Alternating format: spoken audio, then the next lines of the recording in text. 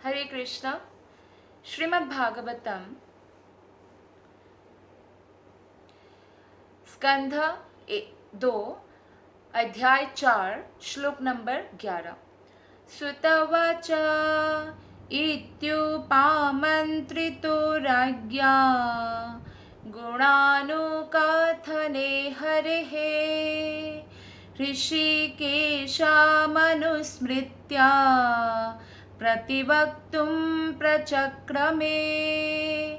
इत्युपामन्त्रितो राज्ञा गुणानुकथने हरेः ऋषिकेशामनुस्मृत्या प्रतिवक्तुं प्रचक्रमे। अनुवाद और तात्पर्य श्रील प्रभुपाद के द्वारा। श्रील प्रभुपाद की जय। अनुवाद।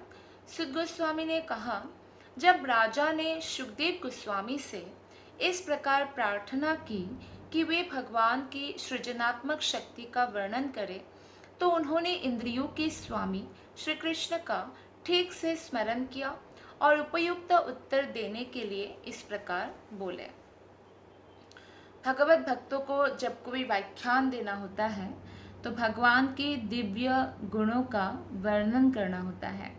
कोई भी भगवत कथाकार भगवान श्री कृष्ण के रूप, गुण, लीला आदि का वर्णन करते हैं। वो कभी भी ऐसा नहीं सोचते हैं कि वो स्वतंत्र रूप से इसे कर सकते हैं। हमेशा वो अपने गुरु परंपरा के ऊपर जो है डिपेंडेंट रहते हैं और उनसे जो सीखा है उतना ही जो है वो आगे बढ़ाते हैं। मनमानी ढंग से वो भगवतम के व्याख्या नहीं करते हैं। और जब भी वो बोलते भी हैं, जैसे वो व्यासासन में बैठते हैं, व्यासदेव जी ने भगवतम का संकलन किया है, तो जो भी भागवत कथा करते हैं उनको उस आसन को व्यासासन बोला जाता है। और व्यासदेव से ये परंपरा शुरू हुई है, तो भागवत कथाकार यही सोचते हैं कि अभी मैं व्यासदेव का सेवक हूँ, और वो प्रार्थना करते हैं अपने गुरु परंपरा को और ऐसा सोचते हैं कि जो भी मेरे मुख से निकलेगा वो भगवान श्री कृष्ण की प्रेरणा से निकलेगा, व्यासदेव की प्रेरणा से, गुरु की प्रेरणा से निकलेगा। वो कभी ऐसा नहीं सोचता है कि मैं बहुत बड़ा वक्ता हूँ। पर ऑब्वियसली ये बात तो है कि जब आप भगवान के बारे में बताएंगे तो लोग आपकी प्रशंसा करेंगे ही करेंगे, लेकिन इसका अर्थ ये नहीं है कि हम अपने आप को जो है उस प्रशंसा का पात्र समझे और गर्व से फूल जाए। और जो ऐसे अहंग से फूल जाएगा या सोचेगा कि वो ऐसा कर रहा है, तो निश्चित रूप से उनका पतन होगा, क्योंकि जो अहंकार करता है उसका पतन होता है। तो जीव की इंद्रियां जो है उसकी नहीं होती। इंद्रियों का स्वामी भी भगवान श्री कृष्ण ही है। इसीलिए भगवान श्री कृष्ण का एक नाम है ऋषिकेश। और जब तक हम अपने इंद्रियों को कृष्ण की सेवा में नहीं लगाते, तब तक इंद्रियां तुष्ट नहीं हो सकती। आंखों की बात करें तो आंखें कितना ही सुंदर सुंदर वादियाँ देख ले, या कान की बात करें कितने ही सुंदर गाना सुन ले, तब भी वो संतुष्ट नहीं हो सकती है जब तक उनको भगवान श्री कृष्ण की सेवा में ना लगाया जाए। तो इंद्रियां एक प्रकार के यंत्र है और भगवान के द्वारा हमें प्रदत्त है। तो इसलिए मनुष्य जो भी करता है, बोलता है या देखता है या कुछ भी करता है, वो भगवान के निर्देश पर ही करता है। तो भगवत गीता में 15वां अध्याय के 15वां श्लोक में इसकी पुष्टि किया गया है। सर्वस्य सा चाहम हृदि सन्निविष्टो मत्तः स्मृतिर्ज्ञानमपहनं च। कृष्ण की इच्छा से ही स्मृति या विस्मृति या ज्ञान आदि प्राप्त होता है। तो जो विस्मृति हमेशा गलत नहीं होता, जैसे हमारे साथ कुछ बुरा होता है या हमारे कोई प्रियजन चले जाते हैं, माता पिता, तो हमें थोड़ी दिन बाद जो है, 1 साल तक तो होता ही है, बहुत ज़्यादा फील होगा, लेकिन धीरे धीरे समय के साथ वो विस्मृति होता जाएगा और वो ज़रूरी है, वो वरदान जैसा है। ऐसा जब नहीं होता है और व्यक्ति ऐसा नहीं कर पाते हैं, तो वो दिल की बीमारी या दिमाग की बीमारी या डिप्रेशन में जाना, पागल हो जाना, बहुत सारी चीज़ों का उसको सामना करना होता है। तो तो विस्मृति वरदान की तरह भी है। जैसे हमारा ये जन्म हुआ है और पूर्व जन्म अगर हम नहीं भूलते हैं, पूर्व जन्म में हम उलझते रहते हैं, तो क्या होता है, हमें विस्मृति नहीं होने के कारण वो श्राप जैसा बन जाता है। अब एक जन्म संभालना ही इतना मुश्किल है, अब पूर्व जन्म में भी जाएंगे, वहाँ का भी प्रॉब्लम सॉल्व करेंगे, तो ये बहुत बड़ा जो है अभिशाप जैसा हो जाता है। तो एक प्रकार से विस्मृति वरदान है, और वो भी भगवान श्री कृष्ण की कृपा से ही हमें होता है, और स्मृति भी भगवान की कृपा से होती है। तो मनुष्य जो बुद्धिमान है उसे मालूम है कि जो बोलने की शक्ति, वाक शक्ति मुझे प्राप्त हुआ है, वो भी भगवान की कृपा से है, और आशीर्वाद जो मुझे प्राप्त हुआ है उसके कारण ही मैं कुछ भगवान के बारे में बोल पा रहा हूँ। यानी भगवान का जो है दिव्य हाथ मेरे सर पर है, आशीर्वाद, भक्तों का संग जो मुझे मिल रहा है, ये भी भगवान की कृपा है, भक्तों की कृपा है। नेक्स्ट श्लोक का शुकदेव गोस्वामी बताएंगे, श्लोक नंबर 12। श्री शुकवाच नमः परस्मै पुरुषाय भूयसे सदुद्भवस्थान निरोध लीलया गृहीत शक्ति तृतयाय देहिनम् अंतर्भवायानुपलक्ष्य वर्त्मने। शुकदेव गोस्वामी ने कहा, मैं उन पूर्ण पुरुषोत्तम भगवान को सादर नमस्कार करता हूँ जो भौतिक जगत की सृष्टि के लिए प्रकृति के तीनों गुणों को स्वीकार करते हैं। वे प्रत्येक शरीर के भीतर निवास करने वाले परम पूर्ण हैं और उनकी गतियाँ अचिंत्य है। तो भगवान श्री कृष्ण को प्रणाम कर रहे हैं शुकदेव गोस्वामी यहाँ पे, क्योंकि उनसे ही ये जो है भौतिक आध्यात्मिक जगत के जो है हर कार्य होता है, और हर एक जीव के अंदर वही परमात्मा है, और उनके निर्देश से ही सब कुछ गतिशील है, और उनकी जो गति है, उनकी जो एक्टिविटी है वो अचिंत्य है, कोई चिंतन कर कर कर करके उसका पार नहीं पा सकता है। ये भौतिक जगत सतो, रजो तथा तमो गुणों की अभिव्यक्ति है, और इस जगत की सृष्टि, पालन तथा संहार के लिए ब्रह्मा जी, विष्णु तथा शंकर इन तीन प्रमुख रूपों को स्वीकार करते हैं। भगवान ही आगे विस्तार करते हैं, कृष्ण से ही ब्रह्मा विष्णु महेश का विस्तार होता है। गुणावतार जिसे कहते हैं, ब्रह्मा जी रजोगुण का अवतार है, विष्णु सत्वगुण का, और शिव जी तमोगुण का। तो और बाद में जो है वो क्षीरोदक कषाय विष्णु के रूप में, परमात्मा के रूप में सभी जीव में प्रवेश कर जाता है। एक्चुअली भगवान के श्वास से और भगवान के रोम छिद्र से, जैसे हमारा पसीना निकलता है छिद्र से, तो भगवान का अनंत अनंत ऐसे भौतिक ब्रह्मांड निकलता है। तो ये एक एक ब्रह्मांड में फिर भगवान आगे गर्भोदक कषाय विष्णु का विस्तार करके उसमें प्रवेश कर जाते हैं। उनके नाभि कमल से ब्रह्मा जी की उत्पत्ति होती है, फिर जो है अनंत जीवों में वो फिर क्षीरोदक कषाय विष्णु के रूप में प्रवेश करते हैं। तो भक्ति योग ही एकमात्र विधि है जिससे हम ये सब जानने के लिए सक्षम होते हैं, प्रॉपरली समझने के लिए। चूँकि ज्ञानी और योगी भगवान की अनुमति नहीं कर पाते, इसलिए वे अनुपलक्ष्य वर्तमने या अचिंत्य गति या भक्ति योग वाले भगवान कहलाते हैं। श्लोक नंबर 13।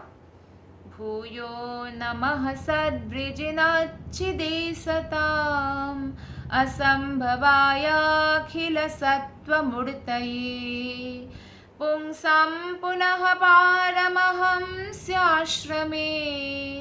व्यवस्थितानामनुमृग्य दाशुषे। मैं पुनः पूर्ण जगत रूप तथा अध्यात्म रूप उन भगवान को सादर नमस्कार करता हूँ जो पुण्यात्मा भक्तों को समस्त संकटों से मुक्ति दिलाने वाले तथा अभक्त आसुरी की नास्तिक मनोवृत्ति की वृद्धि को विनष्ट करने वाले हैं। वे सर्वोच्च आध्यात्मिक सिद्धि प्राप्त योगियों को उनके विशिष्ट पद प्रदान करने वाले हैं। तो भगवान ने भगवत गीता में कहा है, परित्राणाय साधुनां विनाशाय च दुष्कृतां। तो वो जो दुष्कृति या दुष्कार्य करने वाले व्यक्ति है, या ऐसे मनोवृत्ति रखने वाले हैं उनकी ऐसी मनोवृत्ति को नष्ट कर देते हैं, और जो साधु व्यक्ति हैं उनकी रक्षा करते हैं या साधु मनोवृत्ति को हमारे अंदर जागृत करते हैं। जब हम भगवान के नाम जपते हैं तो शुरुआत में अगर आपको आदत है भी कोई ऐसा, जैसे कई लोगों को ड्रिंक करने की आदत होता है, स्मोकिंग का या नॉन वेज खाने का या अवैध यौन संबंध रखने का या जुआ खेलने का, तो वो अगर हरे कृष्ण कृष्ण कृष्ण हरे हरे, हरे राम राम राम हरे हरे इस महामंत्र का नित्य जप करेंगे कम से कम 16 माला, तो 100% वो देखेंगे कि कोई भी फोर्स के बिना, कोई खुद को ज़बरदस्ती किए बिना सारे अवगुण जाता रहा, और ये जो लत लगी हुई थी गलत चीज़ों की वो भी ख़त्म हो चुका है। तो ये भगवान की शक्ति से होता है। तो इसलिए जो है भगवान श्री कृष्ण समस्त जगत के भौतिक तथा आध्यात्मिक दोनों ही के पूर्ण रूप है। और यहाँ पे जो बताया गया है अखिल, इसका अर्थ है पूर्ण, अर्थात जो खिल नहीं होता, निकृष्ट नहीं होता।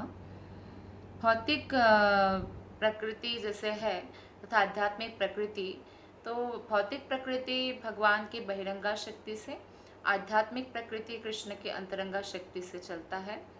भौतिक प्रकृति को अपरा कहा गया है या निकृष्ट कहा गया है पराशक्ति से। तो अल्पज्ञानी व्यक्ति भगवान के दिव्य स्वरूप के बारे में नहीं जानते कि भगवान साकार रूप है, इस बारे में नहीं जानते, इसलिए निराकार समझते हैं और इनको अल्पज्ञानी बताया गया है भगवत गीता में। क्योंकि ब्रह्म ज्योति जिसमें वो प्रवेश करना चाहता है वो तो भगवान के शरीर से निकला हुआ ज्योति है, किरणें हैं, जैसे सूर्य से निकला हुआ किरणें होता है वैसे ही। तो यस्य प्रभा, भक्तगण उनके दिव्य स्वरूप से परिचित होने के कारण कृष्ण की दृढ़ सेवा करते हैं और भगवान श्री कृष्ण के स्वरूप की आराधना करते हैं, विग्रह सेवा करते हैं, साथ साथ हरिनाम का जप करते हैं। इसलिए जो भी वेदों के आदेश का पालन करने वाले हैं, शास्त्रों को पालन करते हैं, भगवत गीता को पढ़ते हैं और साथ साथ उसका पालन करते हैं, वो भगवान को अत्यंत प्रिय है। तो इस प्रकार भगवान की कृपा से उनकी रक्षा होती है, बार बार वो जन्म मृत्यु जरा व्याधि के चक्र में नहीं पड़ना पड़ता।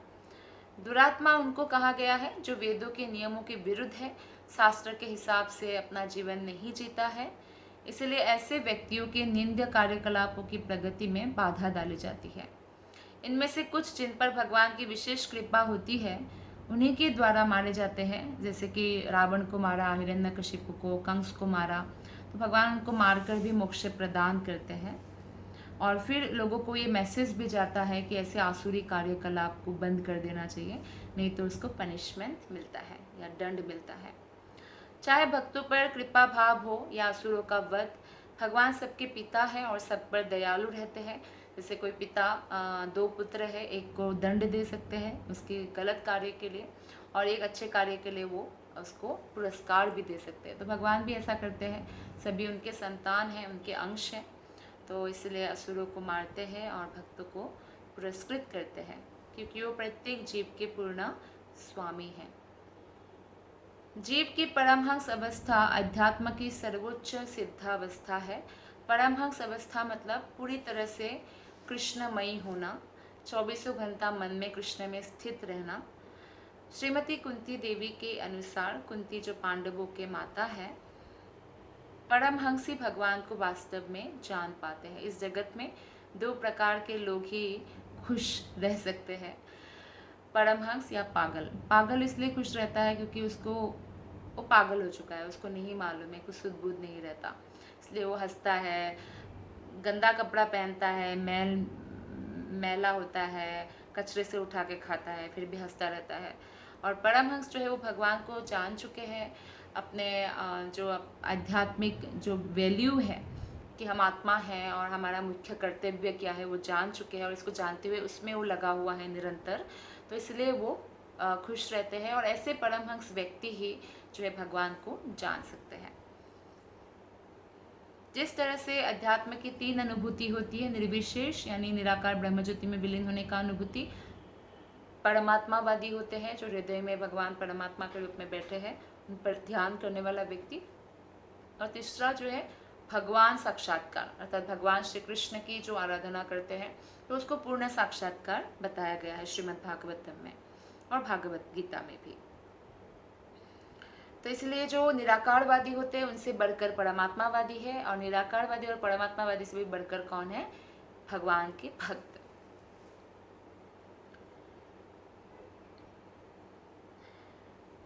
पांडवों की माता कुंती ने भगवान कृष्ण की जो प्रार्थना की है प्रथम स्कंद में अध्याय 8 में हमने पढ़ा है, तो उसमें कुंती देवी ने स्पष्ट कहा है कि केवल परमहंस ही शुद्ध भक्ति योग को समझ पाते हैं।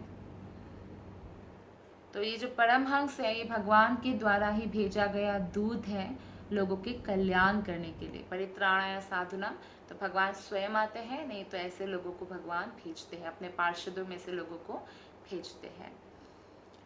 श्रील जीव गोस्वामी ने प्रत्यक्ष स्वीकार किया है कि परम गति तो भक्ति योग है, जिसके द्वारा मनुष्य भगवान की दिव्य प्रेमा भक्ति स्वीकार करते हैं। जो लोग भक्ति योग के मार्ग को ग्रहण करते हैं वही वास्तविक परमहंस है। तो भक्ति में जो निरंतर लगे रहते हैं और दूसरों को भी इसके लिए ही मोटिवेट करते हैं, सबके प्रति बहुत दयालु होते हैं और समान रूप से भक्ति का वितरण करते हैं, और जो इसमें एकदम सिद्ध अवस्था प्राप्त कर लिया है, अर्थात उसका मन किसी भी चीज़ से विचलित हुए बिना भगवान श्री कृष्ण के चरण कमलों में स्थित हो चुका है, ऐसे व्यक्ति को परमहंस कहा गया है, उत्तम भक्त कहा गया है, उत्तम अधिकारी। और क्योंकि भगवान सबों पर अत्यंत दयालु रहते हैं, इसलिए जो निर्विशेषवादी भगवान की निर्विशेष ब्रह्म ज्योति में तदाकार होने के लिए साधन स्वरूप भक्ति करते हैं, उन्हें भी उनका मनोवांछित लक्ष्य प्राप्त होता है। तो उन्हें भगवत गीता में सबों को इसलिए भगवान आश्वस्त करते हैं, ये यथामाम प्रपद्यन्ते, जो जैसे मेरी आराधना करते हैं उसी के अनुसार उसको मैं फल देता हूँ। तो भगवान की आराधना बहुत सारे लोग भौतिक वस्तु प्राप्त करने के लिए बोलते हैं, तो उनको वो फल मिल जाता है। कई लोग भगवान श्री कृष्ण की भक्ति इसलिए करते हैं कि निराकार ब्रह्म ज्योति में विलीन हो सके, तो वो ज्ञानी जो ज्ञान योग में हैं उनसे भी तीव्र गति से वो जा सकते हैं, वो भी प्राप्त कर सकते हैं। लेकिन जब कोई भगवान से कृष्ण की सेवा, कृष्ण की शुद्ध भक्ति मांगते हैं, तो भगवान जो है इतने आसानी से नहीं देते, क्योंकि जब हम भगवान की शुद्ध भक्ति करने लगते हैं तो क्या होता है, ऑटोमेटिकली जो है भगवान भी हमारे जो है सेवा करते हैं। तो ये भगवान भक्तों के सेवक बन जाते हैं, जैसे कि आपने पांडवों के केस में देखा और ऐसे गोपियों के केस में देखा, तो ऐसा होता है। तो भगवान वो बहुत सोच समझ के देते हैं शुद्ध भक्ति, लेकिन हमें शुद्ध भक्ति मांगना चाहिए, क्योंकि उससे बड़ा सिद्धि और कुछ भी नहीं है। तो इसलिए ब्रह्मानंदियों की अपेक्षा प्रेमानंदी अधिक भाग्यवान है, लेकिन इन दोनों को ही अध्यात्मवादी माना गया है, लेकिन जो भगवान से प्रेम करते हैं वो ज़्यादा श्रेष्ठ बताया गया है। श्लोक नंबर 14। नमो नमस्ते स्त्रीवृषभाय सात्वतां विदुरकाष्ठाय मुहुकुयोगिनां निरस्तसाम्यातिशयेन राधसा स्वधामनि ब्रह्मणि रंस्यते नमः। मैं उन्हें सादर नमस्कार करता हूँ जो यदुवंशियों के संगी हैं और अभक्तों के लिए सदैव समस्या बने रहते हैं। वे भौतिक तथा आध्यात्मिक दोनों जगत के परम भोक्ता हैं, फिर भी वे वैकुंठ स्थित अपने धाम का भोग करते हैं। कोई भी उनके समतुल्य नहीं है, क्योंकि उनका दिव्य ऐश्वर्य अमाप्य है। तो भगवान का ऐश्वर्य माप नहीं जा सकता, और भगवान को किसी से कोई अपेक्षा नहीं है, बल्कि हम भगवान की सेवा करने से हमें पूर्णता प्राप्त होता है, और कोई भी भगवान के समान नहीं हो सकता। यहाँ तक कि बड़े बड़े देवता जैसे कि ब्रह्मा, शिव भी कृष्ण के समान नहीं हो सकते हैं, और अगर कोई ऐसा मानते हैं तो उनको अपराध लगता है। हाँ, ये बात अलग है क्योंकि वो दोनों ही भगवान के भक्त हैं। तो भगवान जो है हमेशा अपने भक्तों को अपना प्रियतम समझते हैं। तो इसलिए कई ऐसी सारी लीलाएं हैं जहाँ पे हम उनका प्रेम देखते हैं। जैसे कि अगर कोई भगवान शिव जी का अनादर करेंगे तो भले ही वो कितना बड़ा कृष्ण भक्त ही क्यों ना हो, उसको वैकुंठ में प्रवेश नहीं दिया जाता, क्योंकि शिव जी को वैष्णवों का गुरु माना जाता है। और इवन गोपियों का भी जो है, जब वो भगवान शिव जी एक बार गोपी रूप में प्रवेश किया था और पकड़े गए थे गोलोक में, तो भगवान कृष्ण बहुत प्रसन्न हुए थे उस दिन। त्रिनेत्र वाली गोपी, भगवान शिव जी का 3 नेत्र है, तो उस दिन उन्होंने अपने भक्त भगवान शिव जी पर प्रसन्न होकर उनको गोपीश्वर महादेव नाम दिया था। तो परमेश्वर भगवान श्री कृष्ण के दिव्य स्वरूपों के 2 पहलू होता है। शुद्ध भक्तों के वो नित्य संगी है, और जैसे यदुवंशी मतलब यदुकुल का वंशज जिसको है वो होकर, या अर्जुन के सखा बनकर, या वृंदावन वासियों के भी वो संगी बनकर या पड़ोसी बनकर, नंद यशोदा के पुत्र बनकर, सुदामा श्रीदामा या मधुमंगल के मित्र बनकर, या ब्रजभूमि की बालाओं के प्रेमी बनकर, इस तरह से जो है भगवान नित्य संगी है। और इस तरह से वो साकार स्वरूप से सबको मोहते हैं, और भगवान ओरिजिनली साकार स्वरूप है और 2 हाथों वाला है बजेंद्र नंदन श्री कृष्ण। लेकिन वैकुंठ में जब उन्होंने वो विस्तार करते हैं तो 4 हाथों वाला। ऐसे तो भगवान का अनंत हाथ है, लेकिन जो रूप है वो इस प्रकार है। और हमारे शास्त्र में तो बताया गया है, इवन बाइबल में भी जब जीसस क्राइस्ट वो इंडिया आते हैं, 12 साल अध्ययन करते हैं वेदों का, तो उन्होंने भी इस बात का मेंशन किया है कि भगवान ने अपने जैसा मनुष्य को बनाया 2 हाथों वाला। तो लेकिन निर्विशेष रूप में या निराकार रूप में ब्रह्मज्योति की किरणें वो प्रसारित करते हैं, और हर जगह भगवान की किरणें हैं। इवन सूर्य जो किरणें देते हैं वो भी ब्रह्मज्योति से आता है, चंद्रमा के भी, जितने भी लाइट्स हम देखते हैं सबका स्रोत वही ब्रह्मज्योति है। और ब्रह्मज्योति क्या है? कृष्ण के शरीर से निकला हुआ ज्योति। जैसे आप जब सूर्य की ओर देखते रहते हैं तो देख नहीं पाते हैं ना कुछ, और वहाँ से हटा लेते तो अंधेरा अंधेरा सा दिखता है। तो ऐसे ही जब हम भगवान को देखना भी चाहिए, लेकिन भगवान वो ज्योति हटाए तब हम देख पाते हैं। इसलिए ईशोपनिषद में इसका वर्णन भी है। प्रार्थना करते भक्त कि आप जो है अपना ज्योति हटा लीजिए, अपना सुंदर सा मुख दिखा दीजिए। तो कृष्ण की इच्छा पर हमें निर्भर रहना चाहिए। तो ये जो इस भौतिक जगत में ऐसे असंख्य ब्रह्मांड है, और जिस तरह के ब्रह्मांड का हम अभी अनुभव कर रहे हैं, हम तो पृथ्वी में हैं, ब्रह्मांड में तो अनेक लोग हैं, तो ये भी जो है उनमें से एक छोटा सा ब्रह्मांड है। इनमें से ऐसे लाखों लाखों ब्रह्मांड होते हैं। तो बाकी लोग जो है भगवान की ज्योति पर आकृष्ट हो जाते हैं कई बार, लेकिन भक्त हमेशा भगवान के साकार रूप पर ही आकृष्ट होते हैं। जिस प्रकार सूर्य की किरणें सूर्यमंडल में संकेंद्रित रहती है, उसी तरह ब्रह्म ज्योति सर्वोच्च लोक गोलोक वृंदावन में संकेंद्रित रहती है। गोलोक वृंदावन से ये ज्योति आ रही है, क्योंकि भगवान वहाँ नित्य निवास करते हैं, भगवान श्री कृष्ण। ऐसी आध्यात्मिक आकाश वैकुंठ लोकों से भरा हुआ है और भौतिक आकाश से बहुत दूर है, जहाँ संसारी लोगों को सांसारिक आकाश के विषय में अपर्याप्त ज्ञान हो। भला वे आध्यात्मिक आकाश के विषय में कैसे सोच सकता है? सांसारिक आकाश या सांसारिक जो इतना ग्रह नक्षत्र है उसके बारे में ही अभी ज्ञान नहीं है पूरी तरह से। तो आध्यात्मिक आकाश में वैकुंठ जगत में क्या होता है, उनको क्या ज्ञान हो सकता है? भौतिक बुक्स पढ़ के कोई ज्ञान नहीं हो सकता।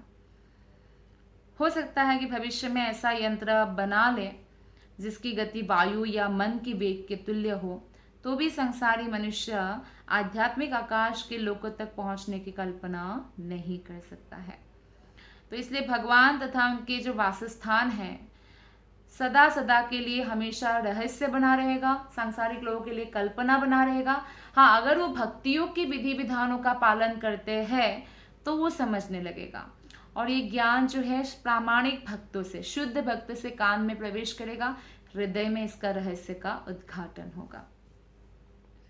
तो ऐसे प्रामाणिक गुरु की खोज करनी चाहिए। और खोज कैसे करेंगे? भगवान श्री कृष्ण से निरंतर प्रार्थना करके। तो कृष्ण कृपा से गुरु मिले, और गुरु कृपा से बाद में हमें कृष्ण मिल जाते हैं। तो प्रामाणिक गुरु से ही किसी को भी दीक्षा लेना चाहिए, कोई पाखंडी गुरु से नहीं। तो आध्यात्मिक आकाश में जो भगवान का ऐश्वर्य है उसका कोई माप नहीं कर सकता है, अमाप्य है, अपरिमेय है। भगवान समस्त दिव्य वैकुंठ लोकों में अपने अंशों का विस्तार करके मुक्त पार्षदों के साथ निवास करते हैं, किंतु जो निर्विशेषवादी भगवान से तदाकार होना चाहते हैं उनको ब्रह्मज्योति की एक आध्यात्मिक स्फुलिंग के रूप में तदाकार होने दिया जाता है। और कोई ब्रह्मज्योति में जाना चाहता है कि ठीक है वो ब्रह्मज्योति में चला जाता है, लेकिन तब तक रहता है जब तक वो उसके हृदय में कोई इच्छा नहीं आती है। अगर इच्छा आएगी तो फिर से भौतिक जगत में आ जाता है, और कृष्ण लोक के ज्ञान नहीं होने के कारण वो फिर से भौतिक जगत में गिरता है।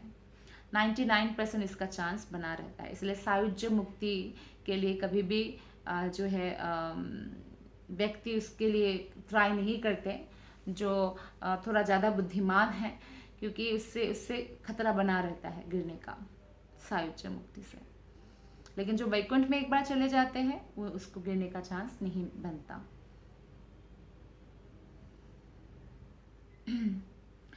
तो भगवत गीता में 15वां अध्याय के छठा जो श्लोक है उसमें मध्धाम या स्वधाम का वर्णन किया है। भगवान कहते हैं न तद्भासयते सूर्यो न शशांको न पावकः यद्गत्वा न निवर्तन्ते तद्धाम परमं मम। भगवान की स्वधाम में ना तो सूर्य प्रकाश की जरूरत है, ना चांदनी की, ना बिजली की जगमगाने की। वो धाम सर्वश्रेष्ठ है और वो जो है भगवान की ज्योति से हमेशा आलोकित रहता है, और वहाँ जाने वाले कभी भी इस भौतिक जगत में वापस नहीं आता है। वैकुंठ लोक तथा गोलक वृंदावन स्वतः प्रकाशित रहते हैं, और भगवान के इस स्वधाम से ही ब्रह्म ज्योति विकीर्ण होती रहती है।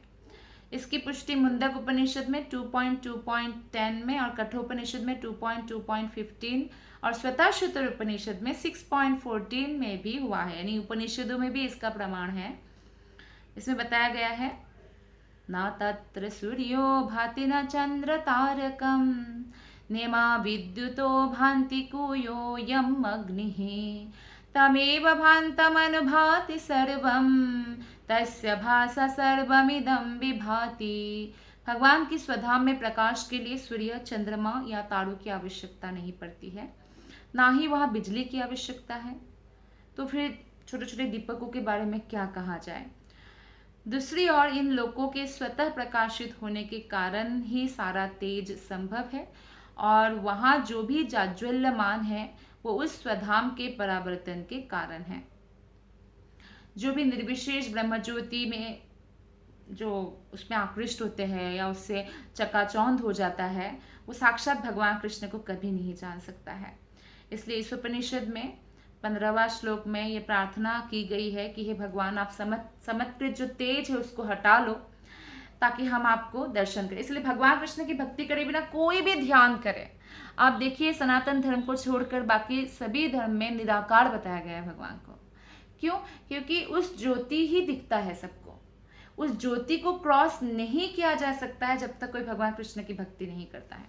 तो इसलिए इस उपनिषद में बताया गया है हिरण्मयेन पात्रेण सत्यस्यापि हितं मुखं तत्त्वं पुषन्न पावृणो सत्यधर्माय दृष्टये। हे भगवान आप भौतिक तथा आध्यात्मिक सभी वस्तुओं के पालक हैं और प्रत्येक वस्तु आपकी कृपा से फलती फूलती है। आपका भक्ति योग ही धर्म का वास्तविक सिद्धांत अर्थात सत्य धर्म है और मैं उस सेवा में लगा हुआ हूँ। कृपया अपने असली मुख का दर्शन देकर मेरी रक्षा करें। अतएव आप अपने ब्रह्मज्योति किरणों के इस अवगुंठन को हटा ले जिससे मैं आपके सच्चिदानंद स्वरूप का दर्शन कर सकूं। इसे तो 108 उपनिषद है और 108 उपनिषदों में 11 उपनिषद को श्रेष्ठ माना गया है और इन 11 उपनिषदों में भी श्रेष्ठ है ईश उपनिषद। तो ईश उपनिषद की 15वां श्लोक में ये प्रार्थना हमें मिलती है। श्लोक नंबर 15 यत्कीर्तनं यत्स्मरणं यदीक्षणं यद्वन्दनं यत्श्रवणं ददर्हणं लोकस्य सद्यो विधुनोति कल्मषं तस्मै सुभद्राश्रवसे नमो नमः। मैं उन सर्वमंगलमय भगवान कृष्ण को सादर नमस्कार करता हूँ जिनके यशोगान, स्मरण, दर्शन, वंदन, श्रवण तथा पूजन से पाप करने वाले के सारे पाप फल तुरंत धुल जाते हैं। तो कोई कितना भी बड़ा पापी क्यों ना हो, और अगर वो भगवान का स्मरण, दर्शन, श्रवण, वंदना, गुणगान आदि करते हैं तो उसका सारा पाप धुल जाता है। लेकिन हाँ, अच्छा ये धुल रहा है तो हमेशा पाप करता भी रहो, गुणगान करता भी रहो, ऐसा नहीं करना चाहिए। उनको पाप करने की प्रवृत्ति नहीं रखनी चाहिए, मतलब मनोवृत्ति नहीं रखनी चाहिए। उनको प्रार्थना करना चाहिए भगवान की प्रवृत्ति से भी मुझे मुक्त करे। तो यहाँ पे सर्वोच्च अधिकारी श्री शुकदेव गोस्वामी बताते हैं कि कैसे जो है हम सिर्फ भगवान के नाम जप करके और गुणगान करके समस्त पापों से भी मुक्त हो सकते हैं। वो बाय डिफ़ॉल्ट होता है। तो इसलिए जितना अधिक हो सके हमें भगवान के बारे में श्रवण कीर्तन करना चाहिए, और भक्तों को चाहिए कि भगवान की सदैव अनुपस्थिति से निराशा ना रखे या निराश ना हो। भले ही वे अपने को उनकी संगति में ना पा रहे हो कि गोलक धाम में भगवान का संगति मिलता, पर यहाँ पे भगवान का साक्षात दर्शन अभी नहीं हो पा रहा है। तो फिर भी जब वो कीर्तन करेंगे, श्रवण करेंगे, स्मरण करेंगे तो भगवान की अनुभूति उनको होगी, और वो दिव्य प्रेमा भक्ति प्राप्त करके जो है नित्य आनंद के समुद्र में गोते लगा सकते हैं। यहाँ तक कि कृष्ण या राम के नाम के उच्चारण मात्र से वायुमंडल आध्यात्मिक हो उठता है। तो सोचिए, जिस घर में रोज हरिनाम का जप हो रहा हो, हरिनाम का कीर्तन कराते हो, कोई भी प्रोग्राम हो, हरिनाम का कीर्तन कराए, तो उनकी क्या बात है। तो इस प्रकार निरपराध कीर्तनम संपन्न करने वाले को भगवान का सकारात्मक सानिध्य प्राप्त होता है। इसी प्रकार कुशल मार्गदर्शन के अंतर्गत संपन्न स्मरण तथा वंदन से भी वांछित फल प्राप्त हो सकता है। मनुष्य को चाहिए कि भक्ति के स्वरूपों को मनमाना नहीं गढ़े। वो किसी मंदिर में जाकर भगवान के स्वरूप की पूजा कर सकता है, या किसी मस्जिद या गिरजाघर में भगवान की निर्विशेष भक्तिमय प्रार्थना कर सकता है। तो वो कैसे भी जो है उनको भगवान के प्रति आकर्षण को बढ़ाना है और पाप कर्म ना करे। भक्तिमय सेवा के बल पर जानबूझकर पाप करने की प्रवृत्ति को नामनो बलाद से ही पाप बुद्धि कहा गया है। तो ये सबसे बड़ा अपराध है। तो अगर उसको पछतावा है तो यही पाप का प्रायश्चित्त है, वो दोबारा वो कार्य ना करे और भगवान से प्रार्थना करने की जो आदत है वो डाले। और प्रार्थना में बहुत शक्ति है, और भगवान सबके हृदय में परमात्मा के रूप में निवास करते हैं। ये सबसे अच्छी बात है कि कोई मिसअंडरस्टैंडिंग ही नहीं है। भगवान हर क्षण हमारे भावों को देख रहे हैं। तो जब हम भगवान की ओर जाएंगे, भगवान निश्चित रूप से हमें समस्त पापों से मुक्त करके अपने धाम बुला लेंगे। बहुत बहुत धन्यवाद। हरे कृष्णा।